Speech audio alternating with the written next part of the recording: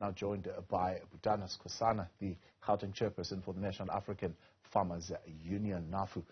Good to have you, Butana, and thank you very much for coming on this evening. So we spoke to the minister just moments ago. She says the shortages are not countrywide. What's your experience?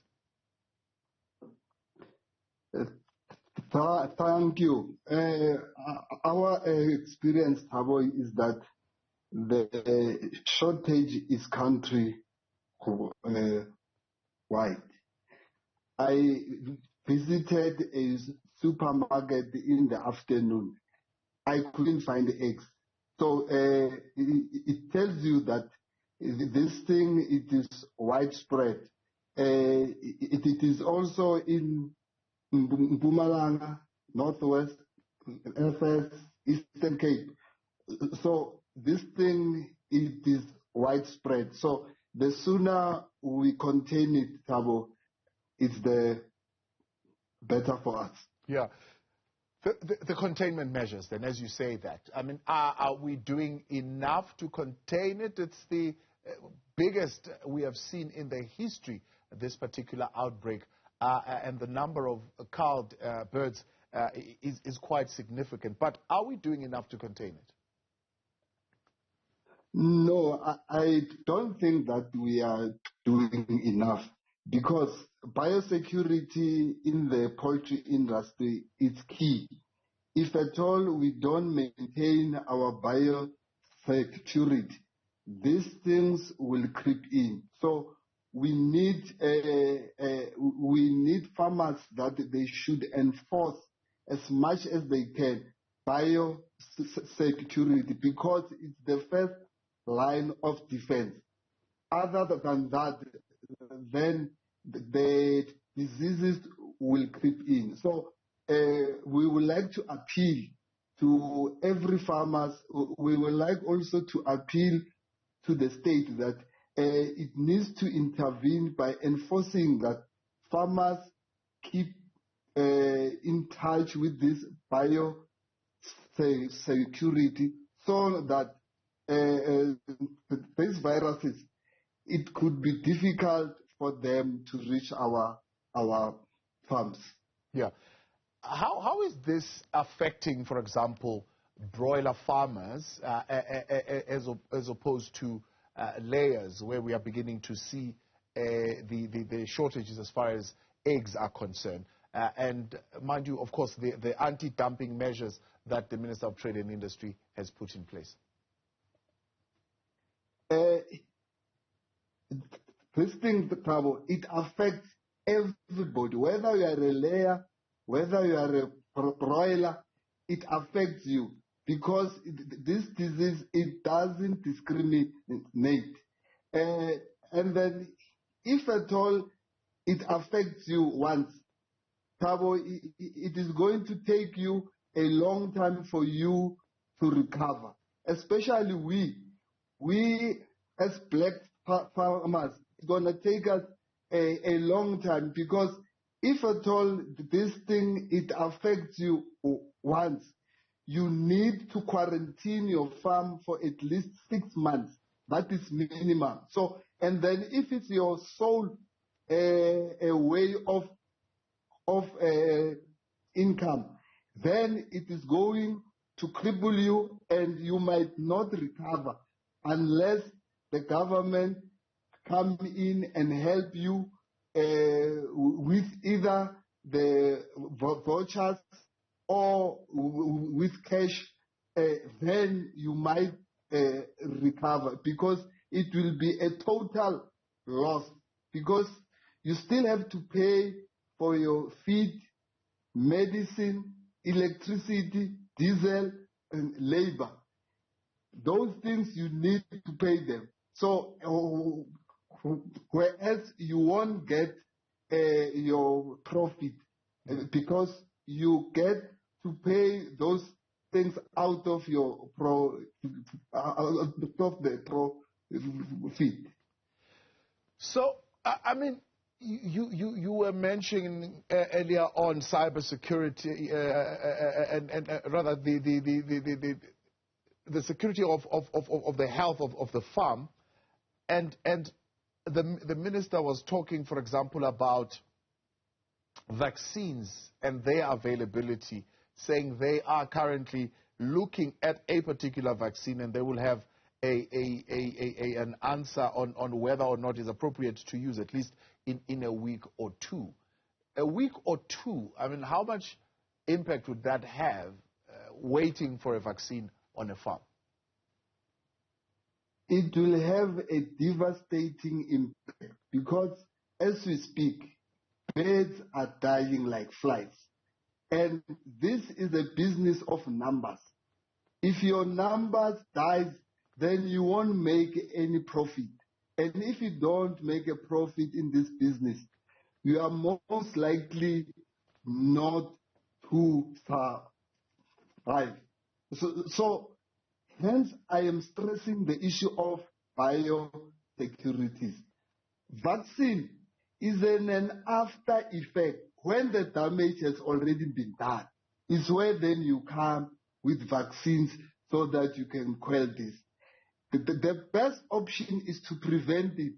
By preventing it is to observing biosecurity, make sure that everyone who comes to the farm he takes a shower if he must come into the farm, and he gets the overalls that are not infected. Every truck or car that goes into the farm, it gets disinfected so that whatever that may come, it gets stopped before it reaches you. I agree with the minister that we will have to get those things. But the vaccine, it is an after thing, after the damage has been done. How then are we expecting our black farmers to continue with their work while they are based, they are having this disease? Yeah. What are the levels of biosecurity? I know as NAF, of course, there's a degree of training that you also do for your members. I mean, you've got inventory processes, you've got what you've just mentioned now, physical security, where people are either disinfected or make sure that they are properly cleaned before they have access to the farm. There's a transport program as well, where you need to make sure that your transportation is also at the reliable level. And are there spaces where farmers can be assisted with that if they maybe are not clear on some of those key pillars?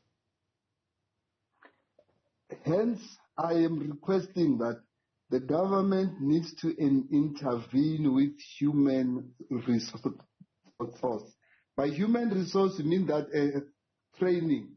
Training is critical so that all the laborers, they are well aware, they are being trained how to contain this thing, how to prevent it, so that they must be, it must be instilled in them that once we breach a biosecurity, their livelihood or their jobs are on the or they are on the line.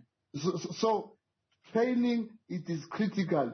We need to keep on training our laborers so that this thing becomes part of their DNA, that biosecurity is the first line of defense. And I could also add that it's the first and the last line of defense, because once a disease can breach that line, all hell will break loose. So, hence I'm saying that we are pleading that let the government intervene, mostly with the human resource, by training our laborers so that we can prevent this disease. Butana, stay with what we've spoken about, Butana, the role of the primary producers of food and animal feed and the things that they need to do as far as biosecurity is concerned. But there are some activities that government needs to do. One of them, which you have engaged us on, is the training. But let's look at what the authorities are saying legislation-wise. They are putting in measures to allow for the imports of fertilized eggs and powder. What do you make of that intervention? Well, that intervention, it's temporary because the minister have not yet engaged us. So we also need that the minister needed to engage the farmers' unions so that their intervention is not detrimental to us. Because once they start to import, now they are not solving the core thing, because now when we import, it's for us to go to get those eggs that are not there, to get that meat that is not there. But what about those workers who have lost their jobs because now the farm is under quarantine? It is not producing anything. So hence I'm saying that the minister needs to engage with us so that we can find an amicable solution that will be viable to both us and the state. Yeah. What would that be? I mean, for example, retailers are already talking about rationing supply, and that particular intervention, of course, is playing on the laws of supply and demand. And what we are seeing is either some kind of impact on the pricing or some degree of panic buying, which again also drives the scarcity up and drives the prices up. Yeah, we also need to inform out there that people must not panic. It is not all doom and gloom. There are still farmers, almost 80% of them, that are still producing.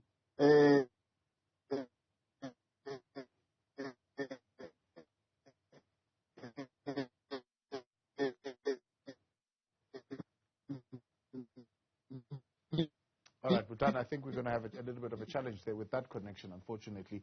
Gauteng chairperson of the National African Farmers Union, Butana Skosana. Let's try and see if he's back. So you were saying you're trying to warn people that they mustn't panic buy. Yes, because this thing has only got into between 20 and 30%. So the rest of us, we are still there. Eggs are still going to be there, but not